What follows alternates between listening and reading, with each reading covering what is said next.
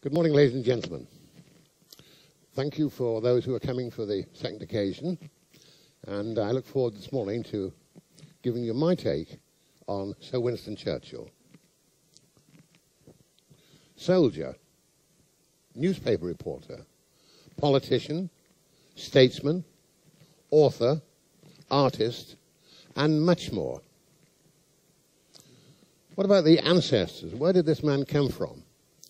Well, John Churchill was granted Blenheim Palace by Queen Anne and a grateful nation after the victory over the French. And to this day, it's occupied by the ancestors of the Churchills. Ancestor of Winston Churchill, Sarah, commented to her friend, Queen Anne, "When John returned home from the wars, he pleasured me 3 times while still wearing his riding boots." Now, a lot of these stories, which I tell you and sayings, are certainly relating to Churchill. Others may have been embellished over the years or so forth, and stories and so forth. But the one I heard recently, and I'm going to tell you about it now if I may, related to when Churchill was a child. And he was at the family home, Blenheim, and he was playing in the garden. Anybody who's been there, you'll see that there's a big sort of fountain and pool there. And he fell in. He was very young, 4 or 5 years of age. And he was in danger of drowning. Fortunately, a gardener, one of the gardeners on the estate, pulled him out and rescued him. Now, his father was very, very grateful for what he had done. And he said, "I really appreciate how you saved the life of my child. I'd like to do something for you, if I may." And the father said, "Well, I'd like the boy to have a better education than he can have in the village school." Okay, so it was arranged that he goes away to school and has a good education. He was a bright child and was very successful. And from there he went on to university. And he studied the sciences and medicine. Now, fast forward, another 50 years. And Churchill is stricken with a great illness, and very, very ill. Now, it's in the middle of the war. If we lose our leader, it could cause great problems for the nation. They've tried everything. But there was a new drug which had come out during the war. What was the name of that drug? Penicillin, that was it, yeah. Penicillin had come out. It was given to Churchill and probably saved his life. Now, guess who was the inventor? Exactly. Thank you very much, sir. So that boy was saved by the son of the gardener, Fleming. Now, if that story is true, I'm not quite sure. I have my doubts. But it's a nice story. Now, what about his early life? Undistinguished schooling. Attended the Royal Military Academy, Sandhurst.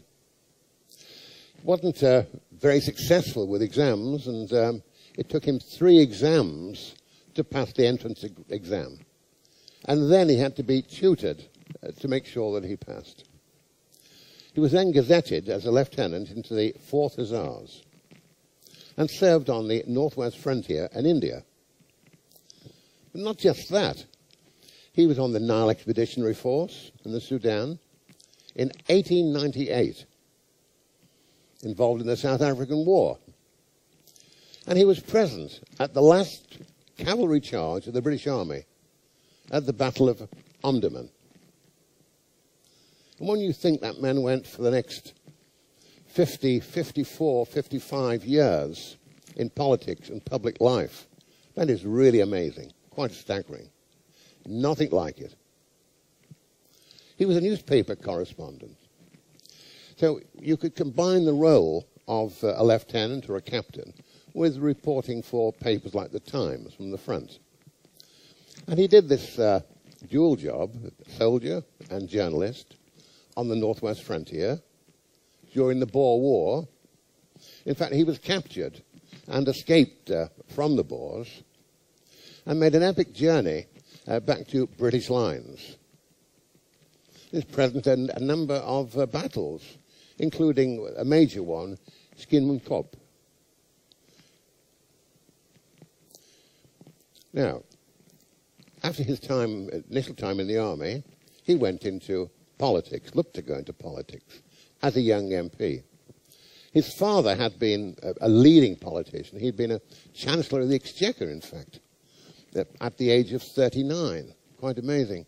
Incidentally, his father had died at such a young age of what is thought to have been an antisocial disease. And it's a post that Winston eventually held. Now, whilst he was canvassing, he was struck down by an acute appendicitis during the 1922 election. He lost his seat in Dundee. And he made the comment, "I'm without office, without seat, without an appendix." Member of Parliament, a Conservative from 1900, but crossed over to the Liberals. Very, very young age, First Lord of the Admiralty, then Under Secretary for the Colonies. That was after the war, the First World War. And then President for the Board of Trade. Very, very experienced by the time he was 40.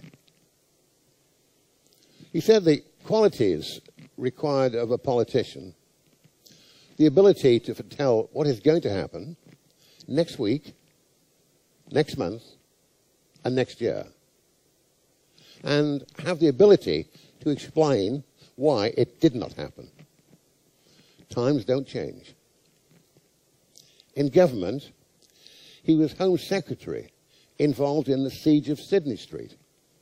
This was when terrorists were in eastern London, and the police were involved, Scotland Yard was involved, and he grabbed his shotgun from the office at Whitehall and went down to the siege. Gallipoli. Now, he was mainly responsible. He resigned, taking much of the blame for the failure of the Dardanelles and Gallipoli. Then he went to France and commanded an infantry battalion on the Western Front with the rank of colonel. In fact, before that, he'd been a captain, so he did rather well to have moved up to colonel from that rank. Back in government after the war, and towards the end of the war, he was Ministry for Munitions in the coalition government of 1917. He was responsible for promoting the tank. He was Secretary for War and Air from 1919 to 1921. And he went back to the Conservatives in 1924 and elected to a different constituency. Chancellor of the Exchequer, a post his father Randolph had held. I'll give you some quotes and sayings, and stories. Commenting on a lengthy report, this paper, by its length, defends itself against the risk of being read. Definition of a candidate. He's asked to stand. He wants to sit. And he's expected to lie. Times don't change. On an MP's rambling monologue, I must warn him that he runs a very grave risk of falling into senility before he is overtaken by age. As a boy, he was noted for failing exams, but he received many degrees. In 1946, at the University of Miami, received a doctorate of law, and he remarked, perhaps no one has ever passed so few examinations and received so many degrees?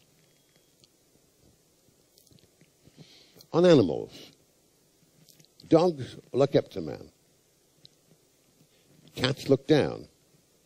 But pigs treat us as equals. Commenting on Lord Charles Beresford, before he got up to speak, he didn't know what he was going to say. When he was speaking, he didn't know what he was saying. When he sat down, he did not know what he'd said.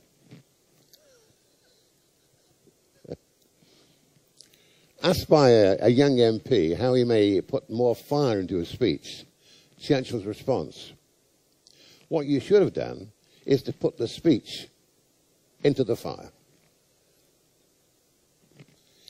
I hate no one except Hitler, and that's professional." On a senior Field Marshal, Field Marshal Allenbrook, he commented, "When I thump the table and push my face towards him, what does he do? He thumps the table harder and glares back at me." On Edward the Eighth, of Mrs. Simpson fame, a little man dressed up to the nines. On Joseph Chamberlain, Mr. Chamberlain loves the working man. He loves to see him work. On Austin Chamberlain, he always played the game, and he always lost it. An old town clerk looking at European affairs through the wrong end of a municipal drainpipe. Chamberlain had been mayor of Birmingham. On Arthur Balfour, in 1899, what he said of Churchill, "I thought he was a young man of promise, but it appears he is a young man of promises." Field Marshal Montgomery, in defeat, unbeatable. In victory, unbearable. Another version, indomitable in retreat, invincible in advance, insufferable in victory. Montgomery, "I neither drink nor smoke, and I'm 100% fit." Churchill, "I drink and smoke, and I'm 200% fit." On a fellow MP, he has the gift of compressing the largest amount of words into the smallest amount of thought. Nye Bevan, who was the founder of our health service, he was a man suffering from petrified adolescence. They obviously didn't like each other. Churchill said about his deputy leader during the war, Clement Attlee, "An empty taxi arrived at Downing Street, and out stepped Attlee."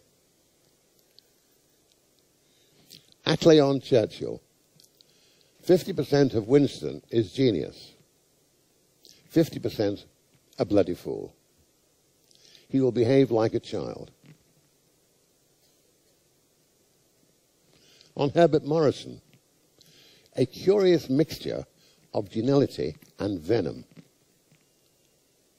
His friend Lord Beaverbrook, he's a foul-weather friend. Beaverbrook on Churchill.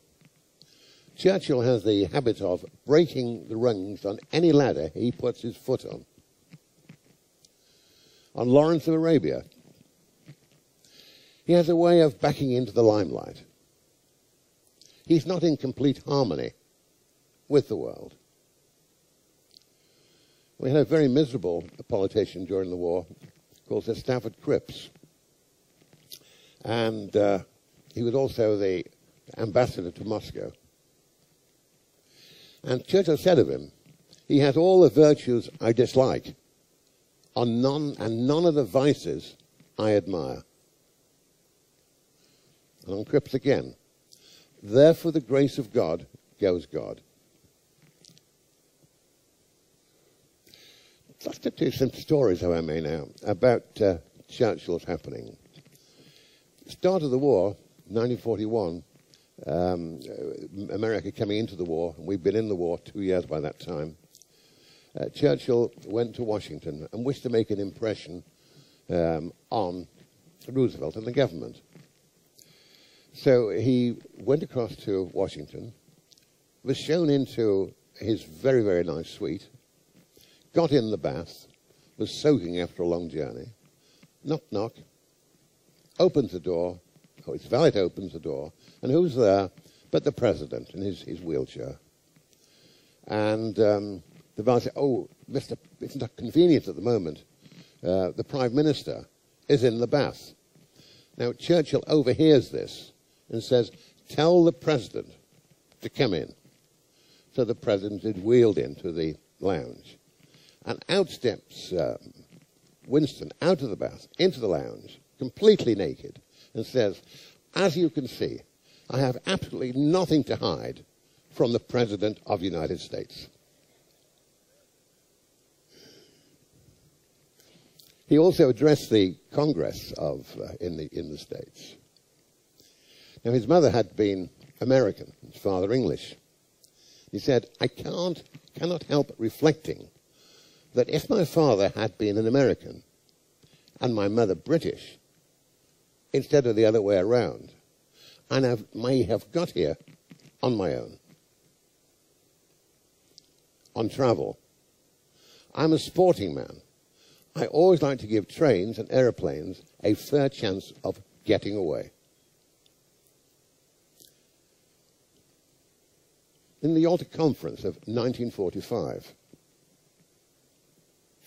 and here we have Churchill, Roosevelt, and Stalin. Stalin said, all the USSR wants is peace. Churchill, in a whisper to Eden, yes, a piece of Poland, a piece of Romania, and a piece of Hungary. He said, when I was a young subaltern in South Africa, the water was not fit to drink. We had to add whiskey. By diligent effort, I learned to like it. Churchill's response to a lady who came up to him and said her baby looked like him. Madam, all babies look like me. Art is to beauty what honor is to honesty. Everyone has his day, and some days are longer than others. Eating my words has never given me indigestion. I'm certainly not one of those who needs to be prodded. In fact, if anything, I am a prod. I must point out that my rule of life prescribes as an absolute sacred right smoking cigars and also the drinking of alcohol before, after, and if need be, during the meal and the intervals in between. I mean, he'd love ships, wouldn't he? Love cruise ships. I've taken more out of alcohol than alcohol has taken out of me. Good cognac is like a woman. Do not assault it. Coddle and warm it in your hands before you sip it. In war, resolution. In defeat, defiance. In victory, magnanimity. In peace, goodwill. We will fight them on the beaches. I made that comment to a colleague. And we shall fight them with the butt ends of broken bottles because that's all the bloody well we've got. We had nothing at all at the start of the war. Never trust a man who had not a single redeeming vice. one I particularly like. Churchill to Roosevelt from the D-Day beach. Wish you were here. Churchill on Hitler. If Hitler invaded hell, I would at least make a favourable reference to the devil in the House of Commons.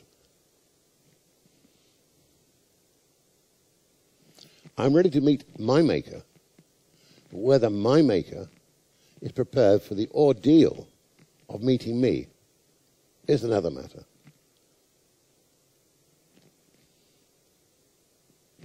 Voted by the British people, the greatest Englishman in the last 1,000 years.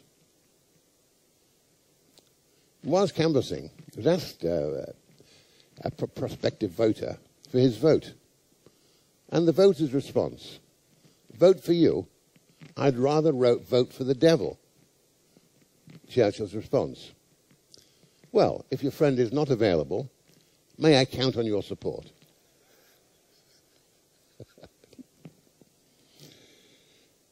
He was granted honorary American citizenship by Kennedy in 1963.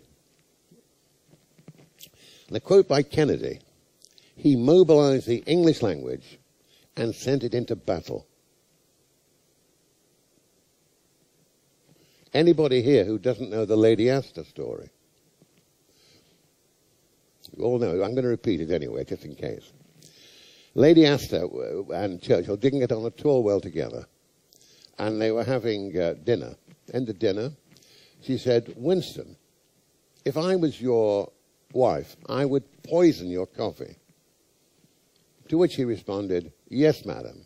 And if I was your husband, I'd drink it.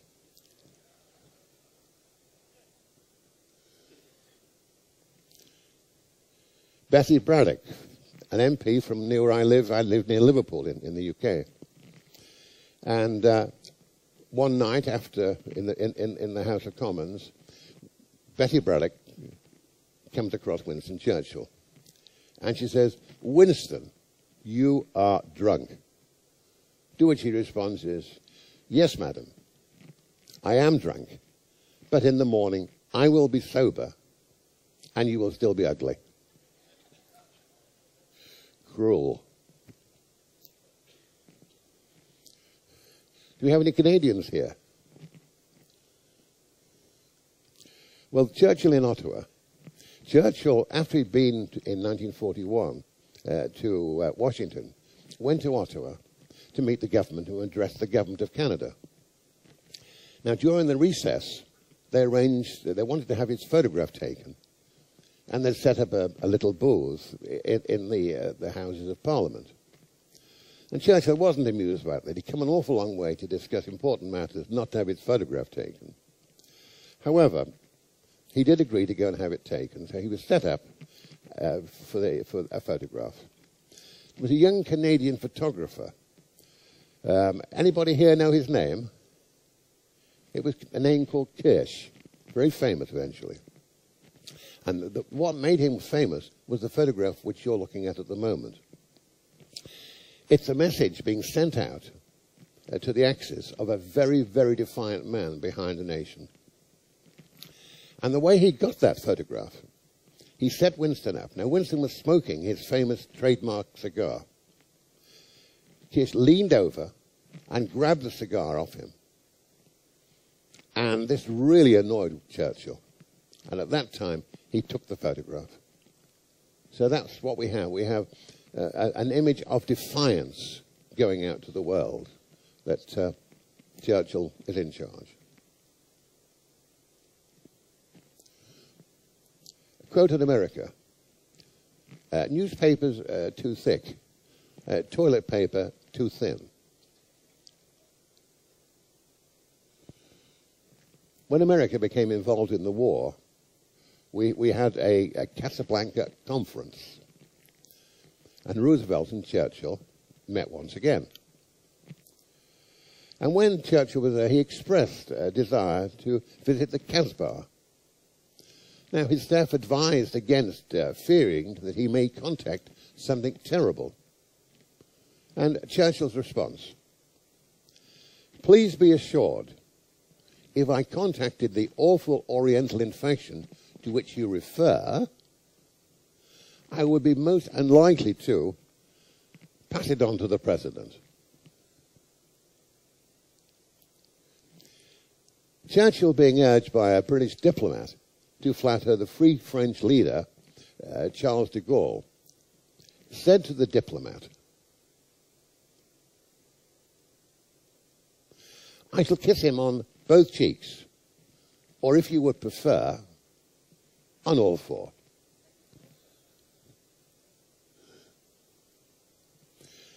Following year, they had a conference in Yalta.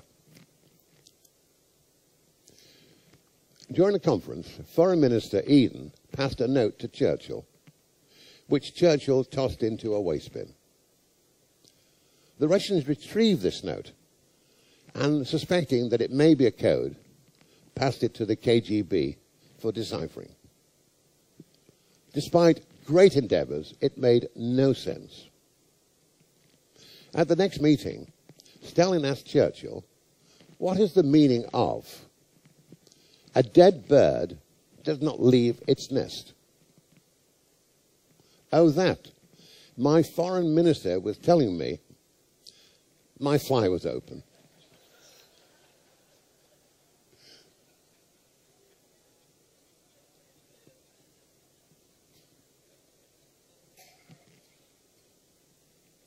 The Yalta Conference. Now, ladies and gentlemen, for the first time on a cruise ship, what really happened at Yalta.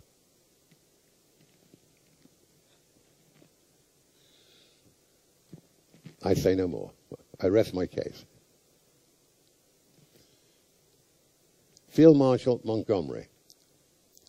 When I was a very, very young man, I was posted to Shape for a year. Shape was in Europe, and Montgomery was like the 2IC there. And I was involved in his office at that time. An interesting man. Always say good morning, good afternoon, and so forth. Very polite. The German General von Thoma was captured and invited... The German General von Thoma was captured and invited to dinner with Montgomery in his caravan. Now, to invite a German general you just captured horrified the British press and the public, probably rightfully so. And Churchill's response, I sympathize with the German general. Defeated, humiliated, in captivity, and dinner with Montgomery. Conversation between Churchill and George VI about Field Marshal Montgomery. Churchill, I'm worried about Montgomery. I think he wants my job. George VI's reply, that's a relief. I thought he wanted... Yeah. I thought he wanted mine. How about the one, the taxi driver and the BBC? Churchill was due to address the nation on the wireless at the BBC and hailed a taxi. The taxi driver refused to take him to the BBC. Churchill asked why. Going home to listen to Winston on the wireless, was his reply. Now, this pleased Winston greatly, and he pressed a £5 note into the hand of the driver. The response, Frig Winston, what's that address, Gov?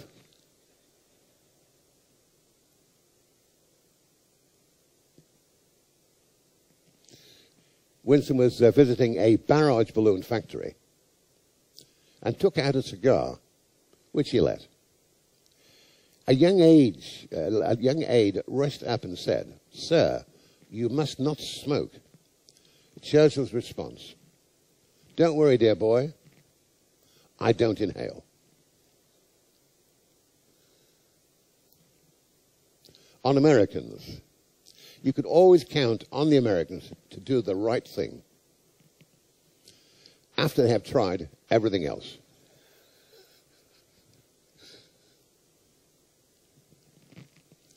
Now, one of his daughters was married to the English comedian Vic Oliver. And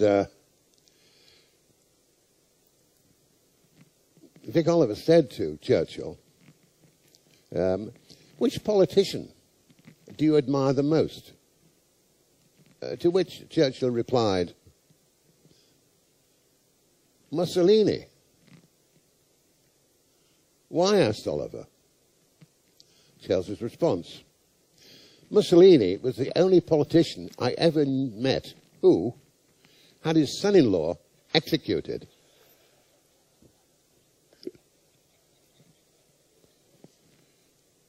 Mussolini.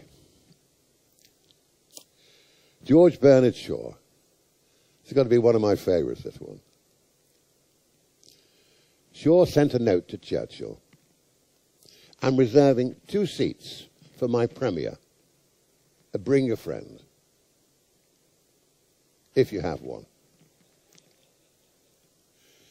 Churchill's response, impossible to be present for the first performance. We'll attend second performance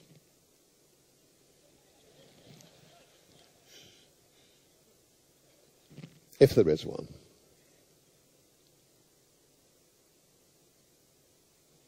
John Foster Dulles. Dull, duller, Dulles. He was the American Secretary of State at the time of the Suez Crisis. Now, Dulles was at a cocktail party with Churchill and commented on his ample tummy and asked if he was pregnant. Churchill replied, well, if it's a boy, I shall call him after our greatest king, Alfred. If it's a girl, I shall call her after our greatest queen, Elizabeth. However, I suspect it's wind, and I shall call it John Foster Dulles. Leave you with this thought now. The V sign, so famous. That goes back to the time of Agincourt, when the British bowmen decimated the French cavalry. And when they were pulling their bow, they needed two fingers like this. And the French would cut off the fingers if they caught the bowman. And that's the origin of the V sign.